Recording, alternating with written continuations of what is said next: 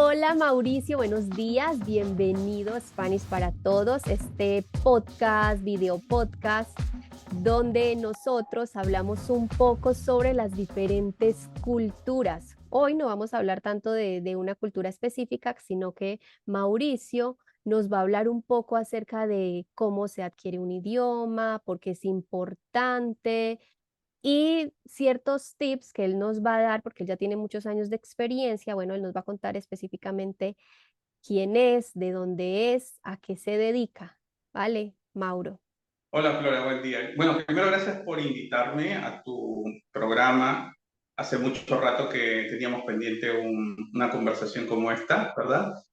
Eh, Creo que el propósito de colaborar, de participar en estas conversaciones es que la audiencia conozca un poco más de la gente con la que normalmente interactúa y que tenga la oportunidad de ver esto del aprendizaje de idiomas desde otras perspectivas, ¿no? De gente que lo hace como algo cotidiano y, como en mi caso, de gente que lo hace como una pasión, ¿no? Para mí es una pasión. Me llamo Mauricio Soto, tengo 49 años, me considero un ciudadano del mundo, nací en Argentina, eh, pero me considero un ciudadano del mundo porque no siento un arraigo tan grande en ningún lado y al mismo tiempo me siento feliz en cada lugar donde voy.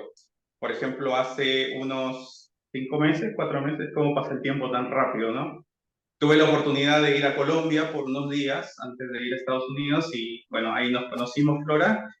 Y para mí, Bogotá es una ciudad muy linda. No es toda Colombia, pero a mí me encantó ver la cultura de primera mano, la gente, la comida, la atmósfera, ¿no? Entonces, cuando estas cosas me pasan, a mí me ayuda a pensar que esto es lo que debemos hacer, o que lo que una persona debe tener la oportunidad de explorar un poco más allá de su zona de confort. Porque gracias a los idiomas, a las lenguas que aprendí hasta ahora, he tenido la oportunidad de ver muchos lugares, de aprender muchas cosas de la cultura que han sido muy importantes, no solamente para mí, sino para mi trabajo como traductor, mi trabajo como intérprete y además mi trabajo como profesor de lenguas. En las clases de español, por ejemplo, mi pasión es aprender lenguas. Me gusta mucho mi carrera, yo estudié un traductorado, tengo una licenciatura en traducción e interpretación, mi especialidad son inglés-alemán. Empecé a meterme en el mundo de español como lengua extranjera y ese punto para mí marca un antes y un después en mi carrera. Porque gracias a esta oportunidad que tomé sin esperarla, sin imaginar nada de lo que sería en realidad llegar a ser profesor de tu propia lengua, cosa que no me parece fácil. Para mí fue un antes y después porque tuve la oportunidad o me da un constante, me hace reflexionar mucho constantemente, me hace cuestionarme mi propia cultura, mi propia lengua, las diferencias, las variantes, me hace ser mucho más sensible a todas las sutilezas de la lengua y además darme cuenta de que a veces reniego un poco, ¿no? De que los latinoamericanos no somos tan perfectos, somos divertidos, pero no somos perfectos. Me hace darme cuenta de que a pesar de todas estas circunstancias, somos una cultura muy rica, o somos un conglomerado de culturas muy ricas, fascinante. Cada lugar, cada región, cada país tiene mucho de sus tradiciones, de comidas, de bailes, variedad lingüística, costumbres. Cuando tú dices que tu especialidad es inglés y alemán, ¿quiere decir que tú trabajas específicamente haciendo las traducciones para estos idiomas? Sí, en traducción e interpretación se trabaja de dos maneras. La traducción es traducir el texto de Ujú. una lengua a otra. Y la interpretación es hacer lo mismo, pero de manera oral. Cuando se trabaja en traducción e interpretación hay dos formas. La directa, que es de una lengua extranjera a tu lengua materna. Por Ujú. ejemplo, yo puedo de inglés a español o directa de alemán a español. Y la inversa es de tu lengua materna a la lengua extranjera. Por ejemplo, puedo hacer de español a inglés o de español a alemán. Manejo algunas otras lenguas, pero no a nivel profesional, pero a nivel como usuario relativamente competente. Pero me interesa más trabajar con las lenguas de mi especialidad. Ok, o sea que tú puedes comunicarte en otros idiomas, ¿en cuáles? Además del Bueno, alemán y el inglés, que son tu especialidad. puedo comunicarme en francés, en portugués, eh, puedo comunicarme más o menos bien en ruso Ujú. y además de eso estuve aprendiendo griego, mandarín, italiano, sí, Mm, pero digamos que el italiano lo tengo un poco ahí medio dormido, entiendo casi todo lo que me dicen, pero necesito mucha más práctica. ya no lo Eh, usas tanto. no, no lo uso tanto. Por ejemplo, cuando uno aprende griego, se da cuenta de que muchas de las palabras que usamos en español empiezan a tener más sentido después de aprender algo de griego. Porque tenemos que recordar que el español, ¿no?, viene del latín vulgatas y también tuvo mucha influencia del griego, especialmente los términos de la ciencia, los términos de la psicología, me parece también, Ujú. eh, y en palabras muy cotidianas. Entonces digo que esa es una de las partes más fascinantes de aprender otra lengua, que te das cuenta de que, esta palabra existe en otra lengua y yo no tenía ni idea, y de ahí empezamos a poder encontrar las conexiones. Y ese trabajo a mí me parece muy interesante, muy, muy enriquecedor. Sí, cuando uno va estudiando otro idioma, va también de una u otra forma reconociendo su propia lengua, ¿sí? Porque Exacto. uno, pues realmente a uno sí le dan clases de español, en este caso que nosotros somos nativos del español, pero pues como lo estudian realmente los extranjeros, es muy diferente. Exacto, y eso nos lleva al tema del aprendizaje y la adquisición, ¿no? Lo que nosotros hacemos con el español, como nacemos y vivimos en un entorno donde tenemos recibimos constantemente español todo el día, de los papás, de los medios de comunicación, de la familia, entonces vamos adquiriendo la lengua, o sea, la vamos internalizando de una manera inconsciente. Entonces, en el aprendizaje, el receptor, el estudiante, se cuestiona las cosas, ¿no? En cambio, en la adquisición no. En la adquisición todo surge de una forma natural, porque a nosotros, nuestros papás nunca nos sentaron a decir, ok, vamos a aprender los verbos regulares, repite, repite, repite, ¿no? No sucede eso. Nos pueden corregir Claro, porque de alguna manera cometemos errores también, tendemos a generalizar ciertas reglas intuitivamente. Por ejemplo, los niños chiquititos a veces dicen, he rompido o rompido. Esa es eh, ah, típica. claro, o no, no sabí en vez de no supe, ¿no es cierto? Porque generalizan la regla del indefinido, del perfecto. Ujú. Entonces, eh, en un escenario ideal, nosotros deberíamos ser capaces de adquirir lenguas, pero esto resulta más difícil cuando nosotros no vivimos una inmersión.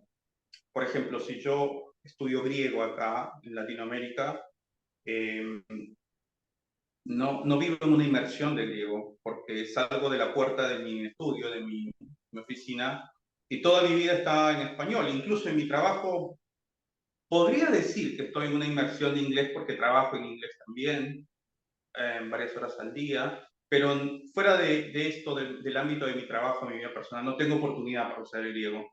Entonces, el aprendizaje es más lento y requiere de mucho más esfuerzo que la adquisición. Y por eso a los alumnos les puede resultar a veces un poco difícil aprender, ¿no? Claro. Eh, a pesar de tener muchos recursos en Internet, los audiolibros, los podcasts, los programas de YouTube, eh, el estudiante tiene que buscar la oportunidad y tiene que buscar las fuentes. ¿Cómo crees tú Las, que debería, en que debería estudiar una persona? O sea, ¿cuál sería como el ideal? Yo entiendo que obviamente cada persona tiene un ritmo de aprendizaje y cada persona Ujú. aprende de manera diferente, pero también pienso que debe haber como un medio, una media para que las personas empiecen a seguir. ¿Cuál crees tú que es esa media? Como que el estudiante debe estudiar tanto tiempo o de esta manera. Todos somos capaces de aprender. Eh, Ujú, de alguna manera lo podemos hacer.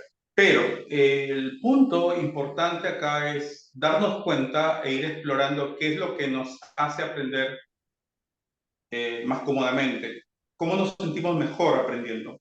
ujú, Algunos alumnos, en mi experiencia, no necesitan tanta motivación externa y ujú, otros sí la necesitan. Hay una teoría de Krashen sobre los filtros afectivos, filtro bajo y filtro alto. El filtro bajo, corrígeme por favor si me equivoco, lo tienen las personas que son capaces de aprender una lengua, incluso si tienen el peor profesor, los peores recursos, el material más de peor calidad. Lo pueden hacer porque no necesitan tanta motivación externa, porque tienen un interés muy grande personal. Por ejemplo, tienen muchas ganas de vivir en otra cultura, en otro país, o tienen una oportunidad de trabajo o de crecimiento personal, etcétera. Entonces, como yo estoy tan motivado internamente, puedo hacer mucho esfuerzo, pero para mí no es un esfuerzo, sino es como un ejercicio útil. Entonces me resulta placentero. Y están los estudiantes que tienen el filtro alto. El filtro alto significa que necesitan de mucha motivación, necesitan mucha presión, necesitan que todo sea súper entretenido, divertido, novedoso, porque ellos sienten que además de interiorizar o aprender la lengua, necesitan además sentir que hay una necesidad. Y en el momento que la pierden, se van. ¿Tus Mm. estudiantes, Mauro, son los a los que les enseñas español, de qué edades son? Eh, Desde que empecé a trabajar con español, empecé, como dije al comienzo de la conversación, de una manera muy casual, sin pensarlo. Tomé una oportunidad para ser el profesor de español de un grupo de voluntarios de una organización internacional, eh, chicos que entraban a pregrado, a posgrado en una universidad, en varias universidades de Estados Unidos, y necesitaban hacer un voluntariado en un país de habla hispana. Y bueno, el curso de español se daba como una parte del voluntariado. Y, y yo no tenía experiencia, no tenía nada, no sabía nada de nada. Tenía la formación en traducción, bueno, donde aprendí muchas herramientas, a manejar muchas herramientas de sintaxis, de semántica. Tomé la oportunidad y los primeros 3 meses para mí fueron algo un poco abrumador, motivador y abrumador al mismo tiempo, porque había chicos que veían la cultura con ojos, bueno, todos ven a la cultura con otros ojos, pero ellos especialmente por el tipo de carreras que iban a hacer o que pensaban hacer y por el tipo de entorno en el que vivían, era como una experiencia muy diferente a lo que ellos normalmente ven, ¿no? Y yo tenía que tratar de poner esa experiencia de una manera mucho más, no suave, sino de hacérselas incluso más fascinantes. Entonces, en ese tiempo, en el año 2004, no había los recursos que hay ahora. No había YouTube, no existían los podcasts, no había audiolibros y los materiales para enseñar español no abundaban tampoco. Había dos editoras en España. En México tal vez habría una, pero nunca supe. Así que todo el material venía de España, lo poco que podía conseguir. Y dado que los recursos eran muy limitados, tenía que usar mucha de la creatividad.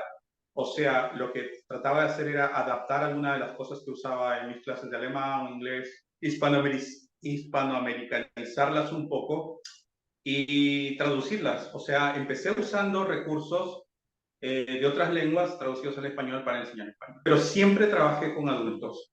Y lo que más me gustó y me gusta de este mundo del L es que cada persona es diferente.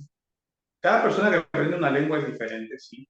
Todos somos diferentes, pero cuando aprendes otra lengua hay una doble diferencia. Y ahí voy a entrar un poco en la filosofía. Es como quién soy antes de la clase y quién quiero ser después de la clase.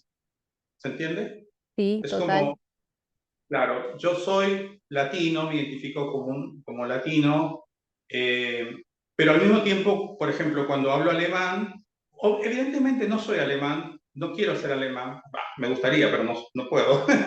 este, pero quiero ser percibido como alguien que está tratando de interiorizar o absorber un poco la cultura. No Ujú. quiero que me perciban como alguien tan foráneo, tan extraño, sino que tratar de sutilmente integrarme. Eso, quiero tratar de integrarme. Entonces, cuando uno trabaja con muchos estudiantes, observa esto, ¿no? Que hay algunos alumnos se integran más que otros. Y esa Sí, resistencia, mayor o menor, puede deberse a diferentes factores, ¿no? Como dije, puede deberse a tu motivación personal o tal vez porque, mira, me están enviando a trabajar en Colombia, pero realmente a mí me encanta la cultura latinoamericana, pero, ay, no sé, tuve una novia colombiana que me trató mal, que fue una mala relación y tengo una cosa con Colombia, por ejemplo, ¿no? El caso de alguien que conocí. Entonces, hay una resistencia y no al mismo tiempo. ujú, Entonces, cuando trabajas con adultos, esto es más perceptible porque ya el adulto viene con experiencias propias de su cultura, de su lengua, de su claro. persona. En cambio, imagino que los profes que trabajan con niños tienen otro nivel de otro entorno. Los niños pueden ser mucho más, no digo fáciles, sino más permeables. Es como que les das una actividad, los pones en movimiento, en acción, a crear algo y lo van a hacer.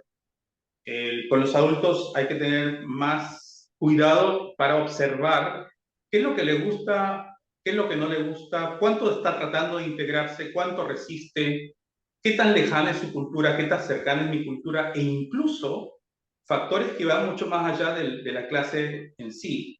Por ejemplo, las diferencias políticas. Yo trabajo con adolescentes y trabajo con personas de todas las edades, pero los adolescentes me causan mucha curiosidad porque algunos de ellos realmente estudian, pero no quieren. ¿Y te gusta estudiar español? No, no me gusta. Entonces son más de frente. Entonces, esta parte me parece súper chévere. El otro tipo de estudiante es el que, por lo menos un estudiante que ya está, él tiene 76 años y la verdad hay que decirle específicamente qué debe estudiar para la próxima clase, cuáles son los temas que vamos a, o sea, hay que hacer un desglose demasiado para mi gusto, demasiado específico, de lo general a lo demasiado específico. Sí. Ese tipo de estudiante a mí me cuesta un poco porque yo siempre en mi experiencia laboral y yo he trabajado en diferentes organizaciones Ujú. internacionales, privadas, públicas, de ONGs, y siempre me gusta trabajar con gente que es un poco más, como más empoderada, ¿sí? Que yo no tenga que estar tan encima de qué tienen que hacer, qué no tienen que hacer. Entonces, a veces cuando llego con este tipo de estudiantes, yo siento que ahí yo tengo que estar también cambiando cosas de mi comportamiento. Ahí me tengo que adaptar. No, el filtro bajo, o sea, con los que ya vienen motivados de casa, que saben lo que quieren hacer, cómo lo quieren hacer y por qué lo quieren hacer. Y listo. Y, o sea, da igual si te ponen de cabeza en la clase o les entregas el ejercicio menos productivo o más aburrido, igual van a aprender, igual se Sí. divierten, igual se motivan, ¿no? O sea, el filtro bajo para mí, yo creo que es como el alumno ideal, ideal. Pero vivimos en un mundo real, no vivimos en un mundo ideal.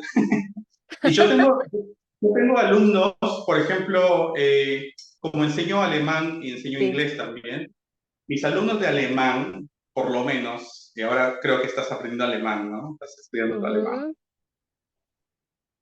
Los alumnos de alemán, en promedio, o sea, los que pagan por una clase fuera de, tal vez si van a un colegio alemán donde tienen que aprender alemán es otro tema. ujú. O sea, casi todos son de filtro bajo. Es como que no existe ese alumno alemán como dice, ay, mira, no tengo nada que hacer, voy a estudiar alemán. No existe. En mi experiencia no existe. No, no, no. Porque como voy a aprender inglés, sí existe. Como que, oh, tengo que, ¿no? Porque, y Por este es los otro tema. trabajos, por las diferentes formas que, por ejemplo, el marketing que te vende como que, wow, si tú sabes inglés, entonces ya vas a mejorar tu salario, ya vas a tener más posibilidades. Sí, sí, y esto es una de las cosas que creo que a veces se nos olvida un poquito, hago mea culpa también, a los profes de español, que olvidamos que la perspectiva para aprender español no es exactamente la misma perspectiva que un alumno tiene para aprender inglés. O sea, el alumno que aprende inglés y que paga una clase de inglés es porque tiene una motivación muy grande de alguna forma avanzar un poco en su carrera, en crecer personalmente y, ¿por qué no? O sea, la mira de ir a tener un trabajo mejor pagado, y vivir en un país más desarrollado, etcétera, ¿no? En cambio, como dije, nuestra cultura es muy rica, muy linda, hermosa, pero la realidad es que quien aprende español lo hace no es precisamente por eso. He tenido alumnos que aprenden en español porque los mandan por un consulado, por una corporación internacional, pero ellos saben bien que a final de cuentas, si no aprenden español No tan pasa bien, nada. no pasa nada, exacto, porque su vida puede seguir en inglés. Entonces, tenemos que tener esto en cuenta y ser conscientes de que esto viene a ser un tema de crecimiento personal muy personal. Es decir, no es una... eh, a final de cuentas, no, en mi opinión, no sería como una obligación tan grande o una presión tan grande que uno tiene de avanzar, de mejorar su carrera, digo, en 2023, ¿no? Y seguramente hay profesores que no van a estar de acuerdo conmigo, hay traductores que también tienen sus propias visiones sobre por qué traducir de una lengua y no de otra. Y está bien, yo creo que sería interesante que nos comentaran acá, ¿no? Si comparten esta visión conmigo o no. Entonces, tenemos la ventaja de que también decimos el mundo hispanoamericano, ¿no? Vamos a incluir, por supuesto, España, Guinea Ecuatorial también, donde se habla español, y todos los países de Latinoamérica. El mundo hispanoamericano es un concepto muy grande, es un conglomerado muy demasiado extenso. Diverso. Tenemos una riqueza cultural tan grande, ¿no? Que a veces al visitante le sorprende demasiado. Por ejemplo, en esta época, ¿no? Mismo la semana pasada, en muchos países se celebraron los carnavales y en Chile no se celebran los carnavales, por ejemplo. Ok, que se celebran, por ejemplo, sé que hay unos carnavales en España, en Brasil, en Colombia. En Argentina también se celebran los carnavales, en el norte de Perú se celebran los carnavales, me parece que en el sur, que están complicados ahora, sí, en Bolivia, en muchos países sí, pero en Chile no. No sé por qué. Tal vez en la región que está cercana a Bolivia puede ser, pero no es algo normal y por lo tanto no es un feriado, no hay feriados por carnavales, no existe eso. Entonces ahí, por ejemplo, una cosa interesante, ¿no? Otra cosa interesante, pensamos en la idea de los latinoamericanos como que todos comemos picante, ¿no? Por ejemplo, una de las cosas que a mí me llamó mucho la atención de Colombia, es que no comen picante. Yo me No, imaginé que sí, yo me para imaginaba nada. Y a mí me encanta el picante no porque sea parte de mi cultura, sino porque me gusta esa variedad. Y dije que es algo también interesante, ¿no? O el clima mismo, el Los clima, mexicanos igual, cuando vienen, nosotros tenemos uno que decimos ají picante, pero eso a ellos no les pica. Pero como para que, nosotros es como, ese es picante, no, yo no quiero. claro, y seguramente has tenido en tus clases alumnos que pensaban que la comida colombiana tendría que ser picante porque hay buen clima, porque hay playas, que hay sol, ¿no? Y no, no es así. Y también hay regiones muy frías, ¿no? En el sur de Sudamérica, Chile, Argentina, Ujú. de mayo enfría mucho. Entonces tampoco es la idea que corresponde a alguien que nunca, Y ahí es el país tropical donde siempre hay sol. no, es verdad. Pues no, ahí se corta. A mí me Exactamente. pasó con una estudiante que vino a hacer un recorrido de hacer un tour por Colombia, vino a Medellín y a sus alrededores. Y no, pues me vi con ella y ella dijo, lo primero que hizo fue, Flora, yo esta mañana vi el tiempo y decía que iba a ser frío, pero yo te veo con esa blusa y sé que está haciendo mucho calor y yo tengo mucho calor. Ujú. Entonces, eso es algo que es súper importante si visitan, por ejemplo, por lo menos Colombia, y entiendo que en Venezuela también, es que nosotros no tenemos pues sí tenemos la forma de buscar cómo va a estar el clima hoy, pero eso no garantiza que se vaya a cumplir. Que en la internet dice, bueno, hoy vamos a tener en Medellín 23 grados, va a estar el clima súper bien, ¿no? Tú sales y Sí, 20 minutos después se larga el aguacero.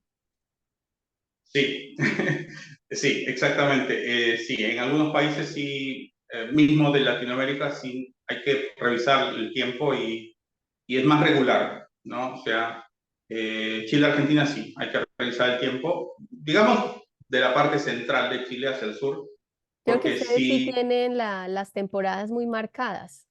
sí, totalmente. En Santiago de Chile, no sé si es decir de todo el mundo, pero es una de las pocas ciudades de todo el mundo donde la diferencia de temperatura en un día puede ser más de 21 grados. O Ujú. sea, puede amanecer a la mañana en 10 grados, fácil, ahora en verano supongo, sí, normalmente en verano, y puede subir hasta 33, 34 en el mismo día. Mierda, no puedo. Es una locura. Sí, sí. Entonces la gente ya sabe cómo vestirse, ¿no? O sea, yo aprendí a vestirme por capas. Entonces va haciendo más calor, me pongo las Te vas capas. quitando, sí, sí.